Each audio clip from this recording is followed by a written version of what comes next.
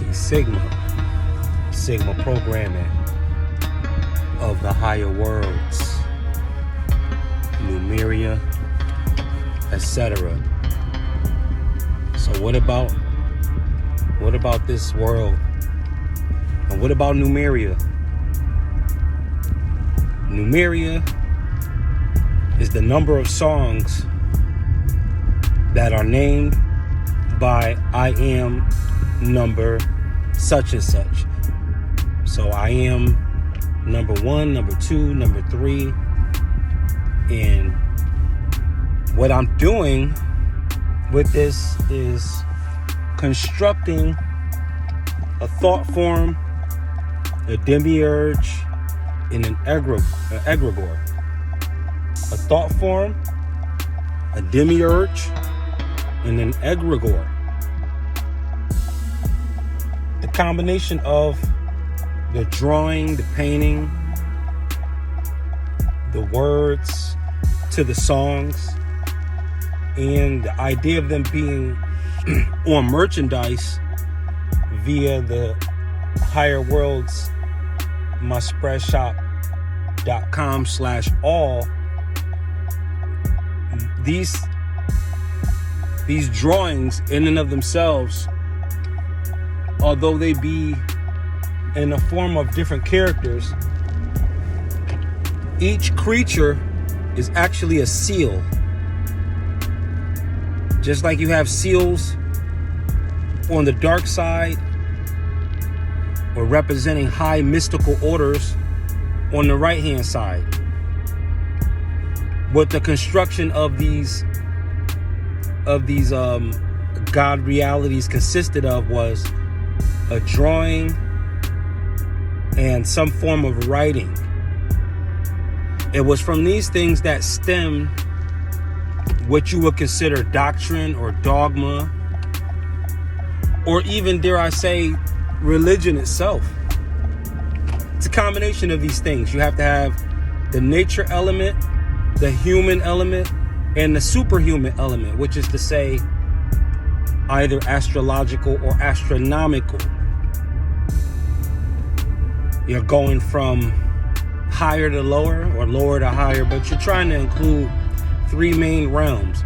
Whatever would be the higher, whatever would be the lower, and whatever would be the in-between. So for some people that's heaven, earth, and hell, and then others would have different names for these realities. Higher self, lower self, the anti-self, etc. To have it in the form of hip-hop gives it a storytelling quality that really makes it more of an oral tradition, the way these things are being delivered. So each song, right now I'm at 81. I'm at 81. You're saying, when are you gonna stop? Never. You know, you in a couple of weeks I might be at I am number 120. Because these things, these entities that I'm building, every now and then it might even be a picture of me in one of the numbers. In these, with the seal, you're getting energy, you're getting a charge, but not a charge in the world's form, which is to be charged of something, to pay a price, a cost. Although you do pay a cost, but it only requires your attention. That's the only thing you have to pay. But that is the main thing that you have to pay, because what happens is I've seen a lot of people get torn apart by the winds, cosmically and karmically, by offering false, empty, or pretentious support. These songs should probably come with a warning label. You're tampering with power. You're tampering with a triangle with an exclamation point in the middle of it. You're tampering with something that can potentially be hazardous if handled loosely. It's one thing to marvel at it while not understanding it. This is of no karmic penalty. if you simply enjoy the music, appreciate the music, the lyrics, the drawings, but you don't understand it, there's no karmic takeaway or pull away or karmic loss or negative karmic accumulation due to that. However, if one is to say or be in a pretentious way about it, and people, you always know what support is real and what support is not. You find this out offline, really, before you find it out online. You'll see where, oh, I like the new one. Like, whatever the new one is, it don't be nothing else about the new one. They don't remember even what the picture was, what it looked like. They can't give you a detail, one iota. They can't tell you what, you know what I mean? They can't tell you anything about it. Sometimes, on very high God levels, these things can just be immediately discernible. And well, like, okay, these aren't the disciples. This is the crowd. The crowd didn't end up with the power to do miracles. The crowd didn't end up with the full revelation of who Jesus Christ was and is. The crowd didn't get what the disciples got. And everybody in the crowd didn't get healed from an issue of blood at a time when the entire crowd was touching Christ. A healing only went out to the person who intended to get something out of it. See, for many, and you can see it in the comments where they kind of sign their own seal backwards. They take it and they may downplay it, try to throw something negative on top of it. And I'm gonna let a few comments pass. I'm gonna let a few comments go because we haven't really seen any detractors on in the Sigmaverse for quite some time now. So I'm gonna let that person eat. The person who's, I don't know what their profile said. I think it was like all consonants or something like that. But they replied with meh. And you know, anybody who knows better knows that nothing I drop is ever meh. Nothing I drop is ever meh. It's never that. But sometimes these things are, you know, intentionally included just to stir up the pot, so to speak, see what a person's reactions are. And, you know, on the one hand, we say, oh, don't acknowledge the detractors. Don't acknowledge. Well, kings don't have to acknowledge opposition, but an emperor always must. An emperor is very, very different. Not all kings actually start off as warriors first. The idea of kingship has more to do with inheritance than real true pedigree. You had instances in the Old Testament where if a line was wiped out and veering toward extinction, they would make whoever the next male was automatic king. You had kings in the Old Testament who began to rule at 5 years old. I kid you not. It's right there in the King James 16:11.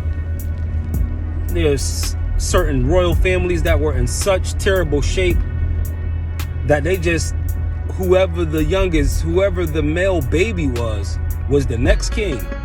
He might be 5 years old, 6 years old, 7, 10. Young. Too young to even understand maybe even what the word king means, but they're king. Emperorhood does not work like that. Emperorhood involves an excessive knowledge of what's known before getting into it, because you're being prepared and selected for it and chosen for it your whole life. So your curriculum is emperor. Your first words walking and talking deals with emperorhood. Your first understandings of reality and what makes things tangible is steeped in emperorhood. So with that comes a hair trigger defense response to anything that threatens the God body. It's like treating a cold before it gets bad. Having the Theraflu right on hand while it's still the sniffles. So that you don't just, by the time you decide to want to go to the store and get something, you don't sound like this. You don't sound like your nose and mouth are taped shut. This is what it means to handle things right away. So these seals and what they're intended to do is to really continue to break apart the unnecessary parts of hip-hop. It's still a protection of the craft. And again, going back to what I was saying at first,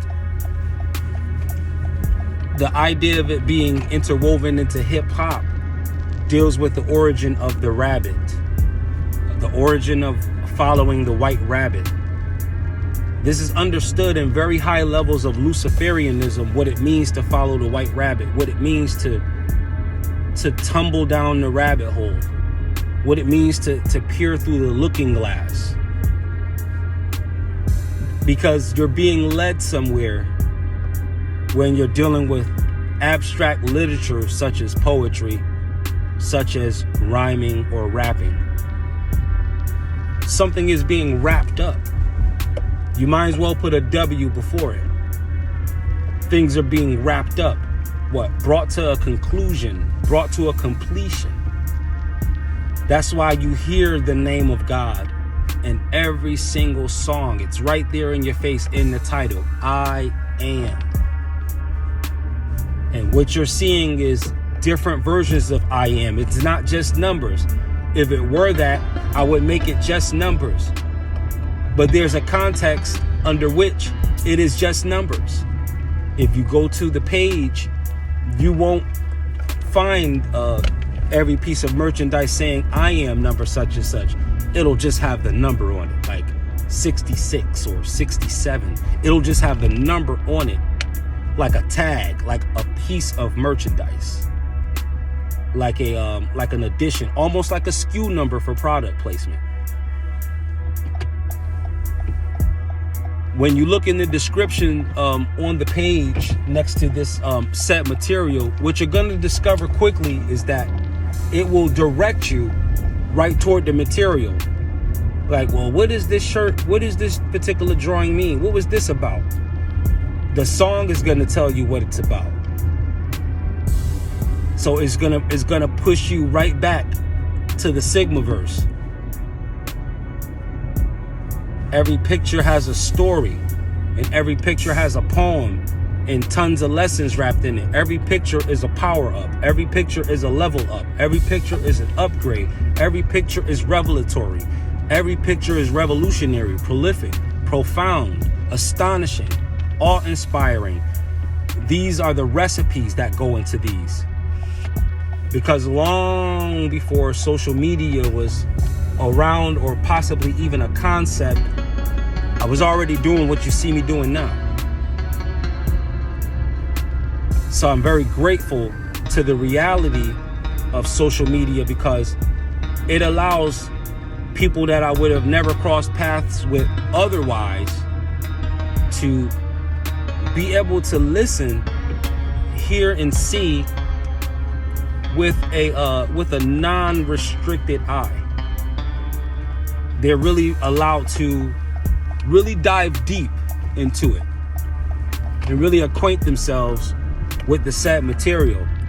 Because like I said, these are seals, and just like any stacks or groups of lessons that are beneficial, you're going to get a positive feedback loop that's going to come with the ingesting, the assimilation, and the continued contemplation of the information.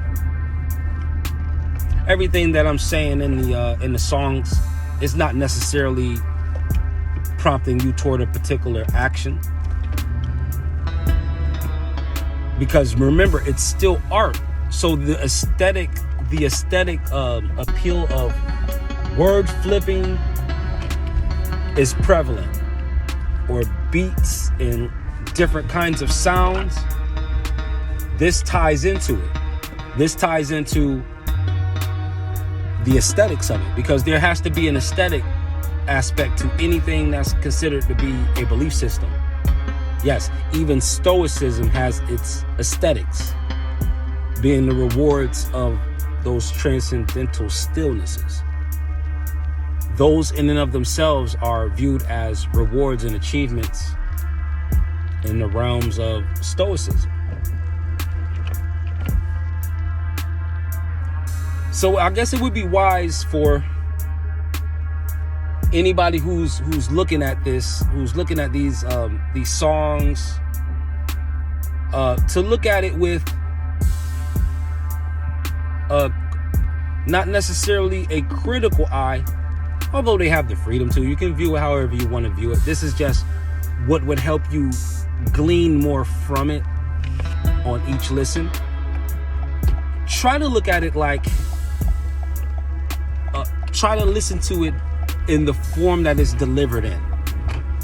If it seems like some of the songs and material is jumping all around, then yes, you should be jumping around in all different parts of your brain.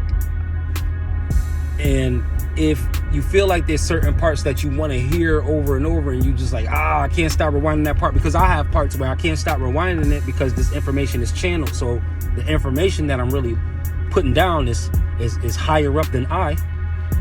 So that feedback is always, I have the parts where I'm like, oh man, look, I don't mind, how many views I lost. This was me hitting this thing on repeat all day. Yes, me personally, yes. So y'all can pull back all of them 25. That was me, just wilding out over one part that I laid down because it laid down a certain way and it tickled my ear a certain way. Yeah, jump into it for the aesthetics. Remember, it's art, it's aesthetics. But after a while, these things will start to stick, and you'll be wondering why you're thinking different and feeling different, because these things have side effects. You'll start to maybe feel mentally stronger than you may have anticipated, or you'll find yourself leapfrogging in areas of wisdom and knowledge that didn't require you to put in excessive years of study, because a lot of what I'm talking about is alchemized to the highest degree. And is that way because I'm a programmer, Sigma programmer. It's because I'm a programmer. So you're getting programming language, you're getting stories, you're getting movies, you're getting new definitions on things. This is what it means to be a programmer.